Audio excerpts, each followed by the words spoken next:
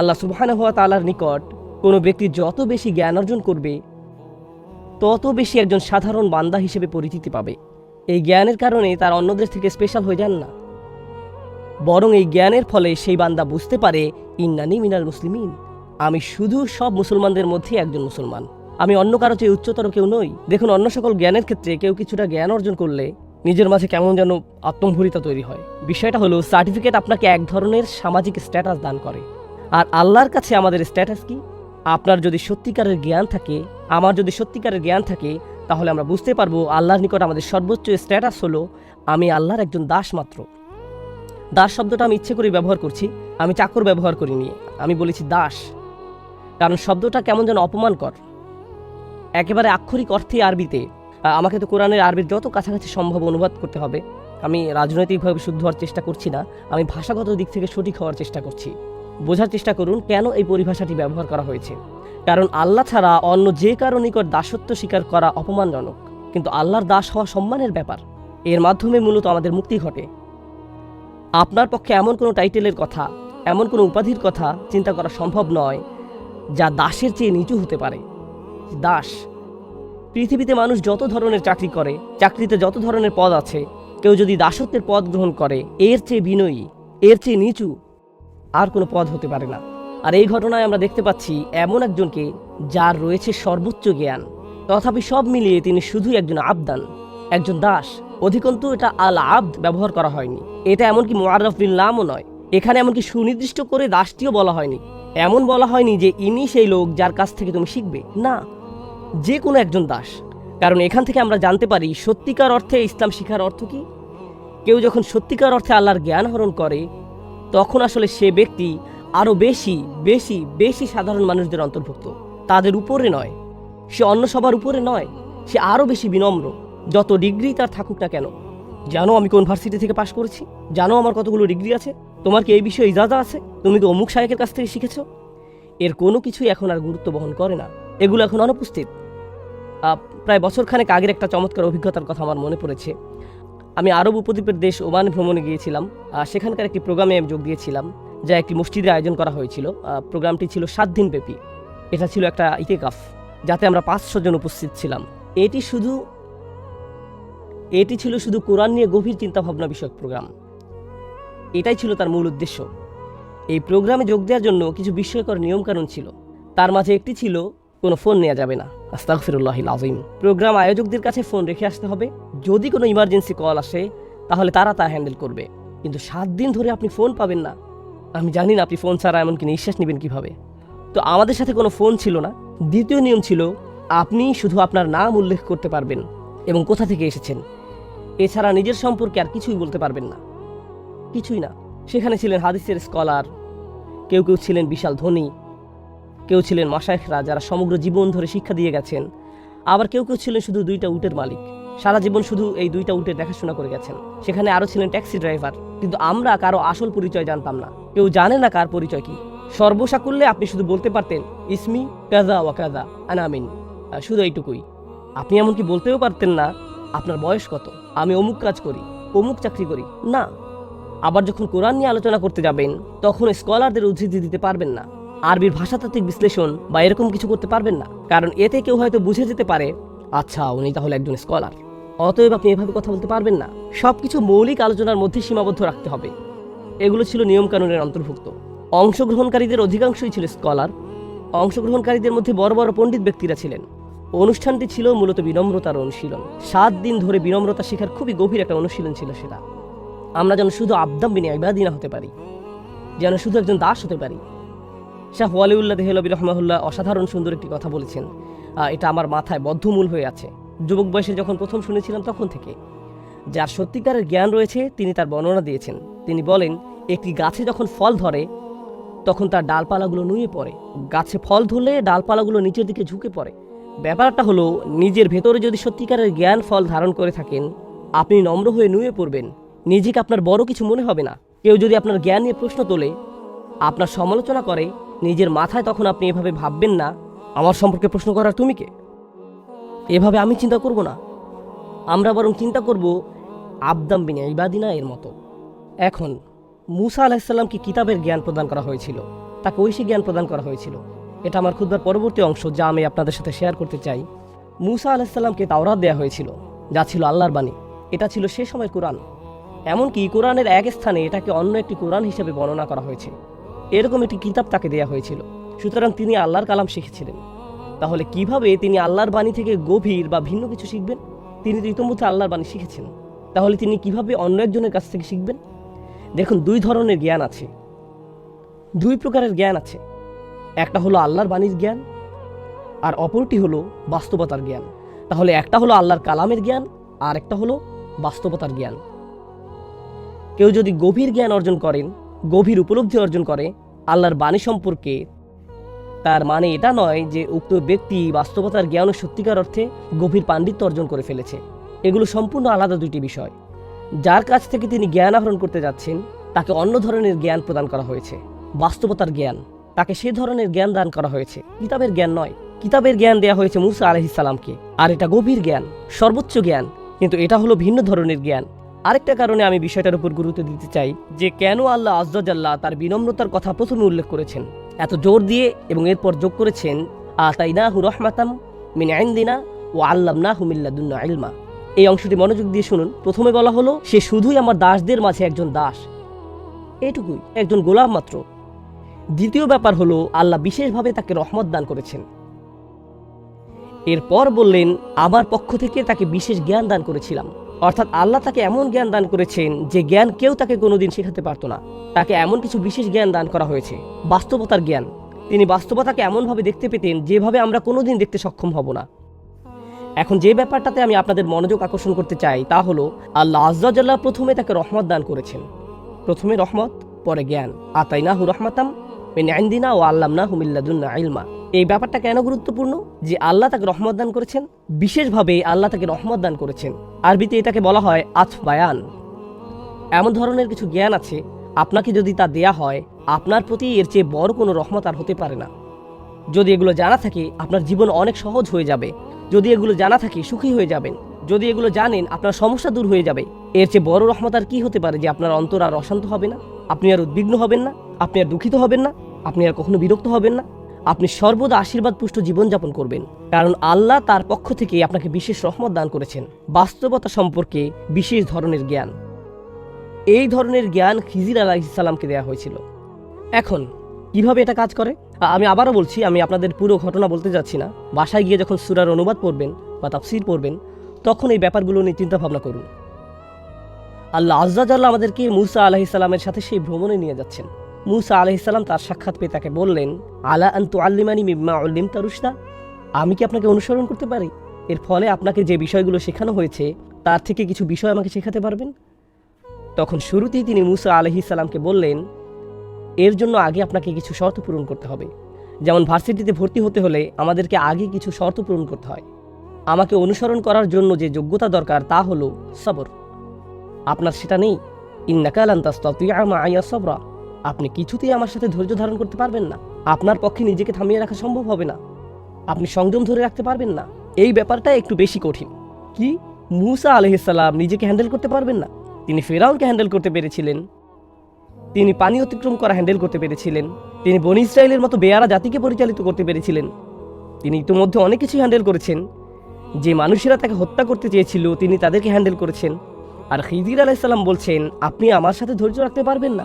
ইনি হলেন সেই মূসা আলাইহিস সালাম যিনি ইসরায়েলীদেরকে বলেছিলেন ধৈর্য ধারণ করতে। তিনি তাদের বলেছিলেন যখন ফেরাউনের বাহিনী তাদের ধাওয়া করেছিল, কাল্লা ইন্না মাইয়া রব্বি সায়াহদিনী, না না, কোনো সমস্যা নেই, আমার রব আমার সাথে আছেন। ইনি হলেন ইসলামের হিরো, সবচেয়ে বেশি গুরুত্ব দেয়া নবীদের মাঝে অন্যতম। আর এই লোকটি মূসা আলাইহিস সালামকে বলছেন, আপনার যথেষ্ট সবর নেই, আপনি এটা হ্যান্ডেল করতে পারবেন না। সুবহানাল্লাহ। শুধু একবার চিন্তা করে দেখুন, কাকে এই কথা বলা হচ্ছে? এই কথা মূসা আলাইহিস সালামকে বলা হচ্ছে। যাই হোক, মূসা আলাইহিস সালামকে যখন এই কথা বলা হলো, তিনি বিনম্রতার সাথে বললেন, সাতাজিদুনি ইনশাআল্লাহু সাবিরা। তিনি এভাবে বলেননি, এক্সকিউজ মি, আপনি আমাকে সবর শেখাতে এসেছেন? শুনেন তাহলে আমার কত ধরনের সবরের অভিজ্ঞতা আছে। না না না, ইনশাআল্লাহ, যদি আল্লাহ ইচ্ছা করেন আপনি দেখবেন আমার সবর আছে। যদি আল্লাহ ইচ্ছা করেন। তিনি এমনকি নিজের সম্পর্কে গ্যারান্টিও দেননি। দেখুন, হ্যাঁ, আমি আগে ধৈর্য ধরেছি অনেকবার, কিন্তু তার মানে এটা নয় যে আমি সব সময় ধৈর্য ধরতে পারবো। যদি আল্লাহ ইচ্ছা করেন আমি আশা করছি আপনি আমাকে ধৈর্যশীল পাবেন। সাতাজিদুনি ইনশাআল্লাহু সাবিরা। আমি এই খুতবার শেষ কয়েক মিনিট বাস্তবতার জ্ঞান নিয়ে কথা বলতে চাই এবং আপনাদের নিকট তুলে ধরতে চাই কিভাবে মুসা আলাইহিস সালামের ধৈর্যের পরীক্ষা নেওয়া হয়েছিল, কিভাবে বাস্তবতার জ্ঞান রহমতে পরিণত হয়। আমি চাই আপনারা এভাবে চিন্তা করুন। বাস্তবতা হলো দুই রকম, একটা আপনি চোখে দেখতে পান আর অন্যটা চোখে দেখা যায় না। এই মুহূর্তে আমি আপনাদেরকে দেখতে পাচ্ছি, আপনাদের দুই কাঁধের ফেরেশতাদেরকে দেখতে পাচ্ছি না। আমি ওনাদের দেখতে পাচ্ছি না, কিন্তু ওনারা বাস্তব এখানেই আছেন। তাহলে এক ধরনের বাস্তবতা আমরা দেখতে পাই আর অন্য বাস্তবতা আমরা দেখতে পাই না। লাইলাতুল কদরে আকাশের দিকে তাকালে আপনি শুধু আকাশই দেখতে পান, কিন্তু অদৃশ্য বাস্তবতা হলো সমগ্র আকাশ অবতরণরত ফেরেশতাদের দ্বারা ছেয়ে থাকে। তানাজ্জালুল মালাইকাতু ওয়ার রূহু ফিহা বিইذনি রাব্বিহিম মিন কুল্লি আমর। এটা হলো একটি অদৃশ্য বাস্তবতা, বুঝতে পারছেন? একটা হলো দৃশ্যমান বাস্তবতা এবং অপরটা হলো অদৃশ্যমান বাস্তবতা। এই জ্ঞান আমরা যা প্রতিনিয়ত দেখতে পাচ্ছি, আমাদের সকল মতামতগুলো, সকল অনুভূতিগুলো এবং সকল চিন্তাভাবনাগুলো সব সময় দৃশ্যমান বাস্তবতা দ্বারা প্রভাবিত হয়। কারণ আমাদের নিকট বাস্তবতা এটাই, খবরে যা দেখতে পান, নিজে যার অভিজ্ঞতা অর্জন করেন, এগুলো হলো আপনার জীবনের বাস্তবতা। কিন্তু এই বাস্তবতার বাহিরেও আছে আরেক ধরনের বাস্তবতা, সোর্স কোডের মতো। যেমন আপনি শুধু অ্যাপের সামনের দিকটাই দেখতে পান, এর পেছনে যে প্রোগ্রামিং কোড রয়েছে তা দেখতে পান না, একটা পর্দা। এবং আল্লাহ আযজা ওয়া জাল্লা কিয়ামতের দিন সম্পর্কে বলেন, ফাকাশাফনা আনকা গিতাআক ফাবাসারুকা আল-ইয়াওমা হাদীদ। তোমার সামনে যে পর্দা ছিল তা আমি সরিয়ে দিয়েছি, তোমার দৃষ্টি আজ খুব তীক্ষ্ণ, তুমি খুব পরিষ্কারভাবে সব দেখতে পাচ্ছ।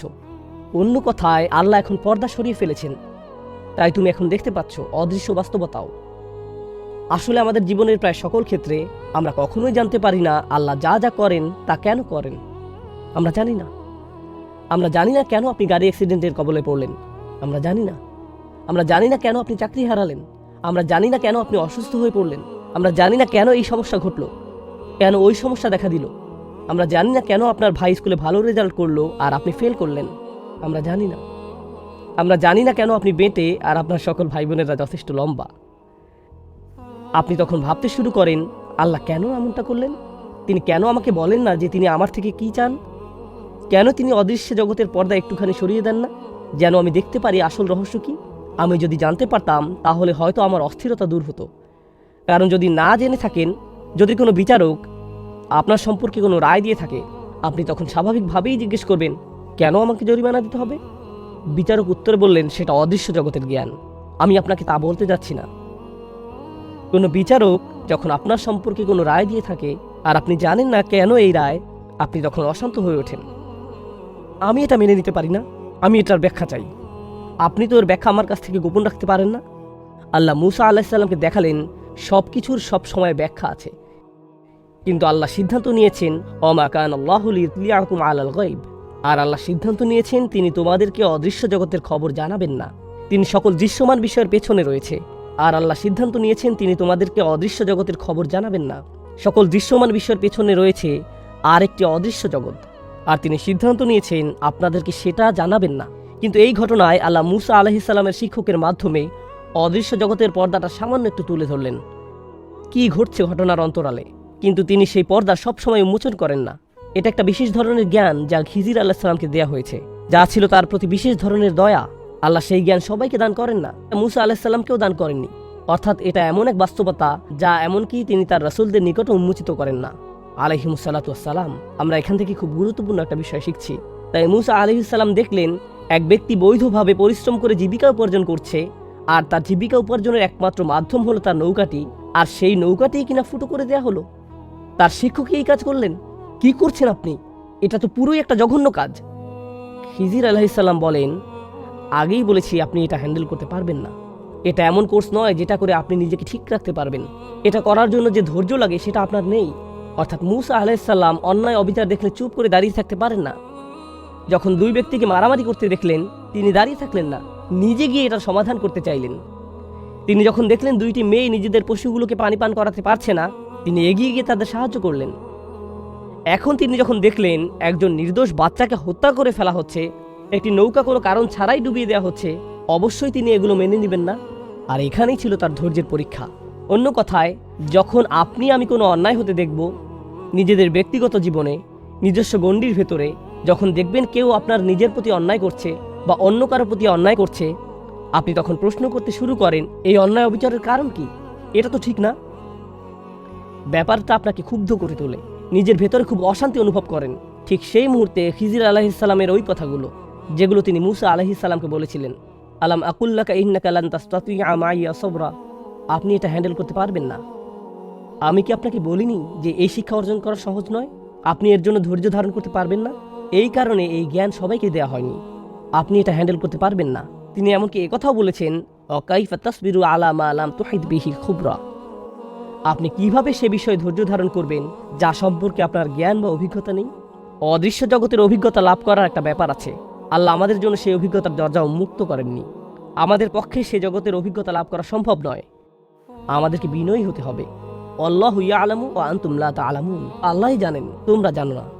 পরিশেষে যখন মূসা আলাইহিস সালামকে শেখানো হলো, আপনি তো এই ব্যাপারগুলোতে ধৈর্য ধরতে পারেননি, এখন শুনুন ঘটনার অন্তরালে ঠিক অমুক অমুক কারণগুলো জড়িত ছিল। এটাই ছিল আল্লাহর পরিকল্পনা। প্রত্যেকটি ঘটে যাওয়া ঘটনার পেছনে যখন কারণগুলো বিস্তারিত বলে দেওয়া হলো, তখন আমরা আসলে উপলব্ধি করলাম এটা অন্যতম গুরুত্বপূর্ণ একটি জ্ঞান, যে জ্ঞানের কাছে আমরা সত্যিকার অর্থে নিজেদের বিনয়ী না করলে নিজেদেরকে আল্লাহর দ্বীনের ছাত্র হিসেবে গণ্য করার কোনো মানেই হয় না। অন্যভাবে আবার বলছি, যখন আমরা আল্লাহর পরিকল্পনার কাছে নিজেদের সম্পূর্ণরূপে সমর্পণ করে দিই, তার মানে আমরা আল্লাহর সামনে নিজেদের বিনয়ী করে দিয়েছি। আমাদের শিক্ষকের উপর আমাদের ভরসা আছে, মানে আল্লাহর উপর, এবং যে পথে তিনি আমাদের নিয়ে যাচ্ছেন তাতেও আমাদের আস্থা আছে। যদিও সে পথটা কষ্টকর মনে হয়, তবু তার উপর আমাদের বিশ্বাস একটু কমবে না। আর এমনটা করা সহজ নয়। যদি এটা মূসা আলাইহিস সালামের মতো একজন রাসূলের জন্য সহজ না হয়, ওয়াকাল্লামাল্লাহু মূসা তাকলিমা, যিনি আল্লাহর সাথে সরাসরি কথা বলেছিলেন, এমনটা করা এমনকি তার জন্য সহজ ছিল না। তার মানে আপনার আমার জন্যও এটা সহজ নয়। এটা জীবনের অন্যতম একটা কঠিন কাজ যা আমাদের করতে হবে। আর তা হলো সত্যিকার অর্থে মন থেকে আল্লাহর পরিকল্পনা মেনে নিতে সক্ষম হওয়া। এটা উপলব্ধি করতে সক্ষম হওয়া যে নিশ্চয়ই এর পেছনে আরও বড় কোনো পরিকল্পনা রয়েছে। প্লিজ এই খুতবায় আমি যে ব্যাপারটা তুলে ধরতে চাচ্ছি তা বুঝতে ভুল করবেন না। আমি বলছি না যে মানুষ যখন আপনার সাথে বৈষম্যমূলক আচরণ করে বা অন্যায় আচরণ করে অথবা কোনো অন্যায় কাজ হতে দেখেন, আপনার তখন কিছু বলা উচিত না, কারণ এটা আল্লাহর প্ল্যান। আমি এখানে ধৈর্য অবলম্বন করব, কিছু বলবো না। এখানে এটা বলা হয়নি। এখানে এমন সব ঘটনাবলী সম্পর্কে বলা হচ্ছে যা আমাদের নিয়ন্ত্রণের বাহিরে। যখন এমন কিছু ঘটে যা আমাদের পক্ষে নিয়ন্ত্রণ করা সম্ভব হয় না, মনে রাখবেন তার জন্য একটা পরিকল্পনা আছে। তখনও আল্লাহর একটা পরিকল্পনা কাজ করে। আমাদেরকে তো ন্যায় বিচারের জন্য দাবি জানাতে হবে, অন্যায়ের বিরুদ্ধে রুখে দাঁড়াতে হবে। এই বাধ্যবাধকতা আমাদের উপর আছে, কিন্তু এটা এর বাহিরের একটা বিষয়। ওইটা তো সুস্পষ্ট কমন সেন্সের ব্যাপার, যা নিয়ে কোরআনের সর্বোচ্চ আলোচনা করা হয়েছে। কিন্তু আল্লাহ আজ্জা জাল্লার সামনে একটি মনোভাব পোষণ করার ব্যাপার আছে। আমি এভাবে বলবো না, ইয়া আল্লাহ, আমি তো এই পরিকল্পনার পেছনে কোনো যৌক্তিক কারণ খুঁজে পাচ্ছি না। যদি আমি প্ল্যান করতাম আরও ভালোভাবে করতাম। মাআযাল্লাহ। যদি এমন চিন্তা কারো মাথায় এসে পড়ে, এই চিন্তাকে অবশ্যই মেরে ফেলতে হবে। কারণ আমার পরিকল্পনার চেতনা, আমার সিদ্ধান্ত নেওয়ার ক্ষমতা সব সময় দুর্বল। আপনি কি ভাবছেন আপনি আল্লাহর চেয়ে বেশি দয়ালু? আপনি কি ভাবছেন আপনি আল্লাহর চেয়েও বড় ন্যায় বিচারক? আমি কি ভাবছি আমি আল্লাহর চেয়ে ভালো পরিকল্পনাকারী? আমি আল্লাহর চেয়ে বেশি জানি, আল্লাহর চেয়ে বেশি প্রজ্ঞা আছে আমার? এটাই কি আমি ভাবছি? কারণ আমি যখন তার সিদ্ধান্তকে এভাবে প্রশ্ন করি, সুস্পষ্ট রূপে আমি কোনো ভুল করছি। অবশ্যই কখনো কখনো আমরা এমন চিন্তার কাছাকাছি চলে আসতে পারি। এমনকি ফেরেশতারাও একবার কাছাকাছি চলে এসেছিলেন। তারা বুঝতে পারেননি কেন আদম আলাইহিস সালামকে সৃষ্টি করা হয়েছে। তারা বুঝতে পারেননি। তারা এমনকি আল্লাহ আজ্জা জাল্লাকে জিজ্ঞেস করলেন, আতাজালু ফিহা মাইয়ুফসিদু ফিহা ওয়া ইয়াসফিকুদ দিমা, আপনি কি সেখানে এমন কাউকে সৃষ্টি করবেন যে তাতে ফাসাদ করবে এবং রক্তপাত করবে? আমরা তো বুঝতে পারছি না। কিন্তু তাৎক্ষণিক এটা বলার সাথে সাথেই, কারণ তারা বুঝতে পারছিল না, এতে কোনো সমস্যা নেই, আমরা আল্লাহর কাছে জানতে চাইতে পারি, ইয়া রব, আমি যদি বুঝতে পারতাম কেন এটা ঘটছে, পরিস্থিতি মোকাবেলা করতে আমাকে মানসিক শান্তি দান করুন। কিন্তু তৎক্ষণাৎ ফেরেশতারা কি বলেছিলেন? ওয়া নাহনু নুসাব্বিহু বিহামদিকা ওয়া নুকদ্দিসু লাক, প্রসঙ্গত আপনি নিখুঁত। আমরা এই পরিকল্পনাটা বুঝতে পারছি না, কিন্তু তার মানে এই নয় যে আপনি ভুল সিদ্ধান্ত নিয়েছেন, মোটেই না। এর নাম হলো বিনম্রতা। আল্লাহর বান্দাদের মাঝে একজন বান্দা হওয়ার মানে এটাই, আবদাম মিন ইবাদিনা। একদিকে আপনি ওহীর জ্ঞানে পারদর্শী হতে পারেন, আরবি ভাষায় পণ্ডিত হতে পারেন, কোরআন হিফজ করতে পারেন, হাদিস পড়তে পারেন, এই সব কিছু আপনার জানা থাকতে পারে, কিন্তু এই ব্যাপারটা অন্তরে নেই। আল্লাহর জারিকৃত বিধানে আপনার অন্তর সন্তুষ্ট নয়। এরকম সন্তুষ্ট থাকা এবং উপলব্ধি করা যে আল্লাহ যা করছেন তাই উত্তম, এই ব্যাপারটা জানা যে আল্লাহই সর্বোত্তম পরিকল্পনাকারী। আমরা জানি কখনো কখনো একটি চারা গাছ অল্প কিছুদিনের মধ্যেই বেড়ে ওঠে, আবার কখনো কখনো বড় হতে বছরের পর বছর লেগে যায়, রাইট? তাই যে বীজের অভিজ্ঞতা আপনি এখন অর্জন করেছেন তার ফলাফল কি এখনই দেখা যাবে নাকি আজ থেকে 100 বছর পরে দেখা যাবে তা আমরা জানি না। সেই পরিকল্পনা আল্লাহর, আমাদের পক্ষে তা জানা কোনোদিন সম্ভব নয়। আল্লাহ আজ্জা জাল্লা তা আমাদেরকে না জানানোর সিদ্ধান্ত নিয়েছেন। যখন মুসলমানরা একটি কঠিন সময় পার করছিল, সেই কথাটি বলেই খুতবার সমাপ্তি টানছি। আল্লাহ আজ্জা জাল্লা মুসলমানদেরকে বলেছিলেন, যখন তাদের মাঝে প্রশ্ন দেখা দিল, জানেন তো আমরা উহুদের যুদ্ধে ব্যাপক ক্ষয়ক্ষতির সম্মুখীন হলাম। আল্লাহ আজ্জা জাল্লা লক্ষ্য করলেন, এমনকি মুসলমানদের মধ্যেও এটা নিয়ে প্রশ্ন দেখা দেওয়া শুরু করলো, কেন আমাদের এমন বিপর্যয় ঘটল? আমাদের সাথে আল্লাহ রসুল আছেন সাল্লাল্লাহু আলাইহি সাল্লাম, তার সাথে আমরা সকল বিশ্বাসীরা এত ত্যাগ কুরবানি স্বীকার করলাম। আল্লাহ বলেন, ওয়াতিলকাল আইয়ামু নুদাউিলুহা বাইনান নাস, এই দিনগুলোকে আমি মানুষের মধ্যে আবর্তিত করে থাকি।